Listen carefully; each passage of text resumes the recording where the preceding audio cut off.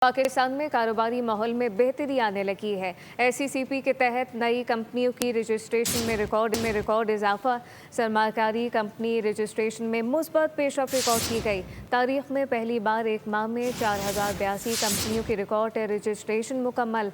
SECP सरमाकारी के अमल को मज़ीद आसान बनाने के लिए कोशा है।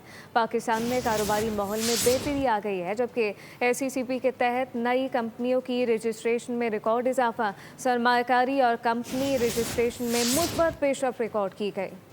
पाकिस्तान में कारोबारी माहौल में बेहतरी आने लगी है। SECP के तहत नई कंपनियों की रजिस्ट्रेशन में रिकॉर्ड इजाफा। सरमाकारी कंपनी रजिस्ट्रेशन में मुस्बत पेशरफ रिकॉर्ड की गई। तारीख में पहली बार एक माह में 4082 कंपनियों की रिकॉर्ड रजिस्ट्रेशन मुकम्मल। SECP सरमाकारी के अमल को मज़ीद आसान बनाने के लिए कोशा है। पाकिस्तान में कारोबारी माहौल में बेहतरी आ गई है, जबकि SECP के तहत नई कंपनियों की रजिस्ट्रेशन में रिकॉर्ड इजाफा। सरमाकारी और कंपनी रजिस्ट्रेशन में मुस्बत पेशरफ रिकॉर्ड की गई।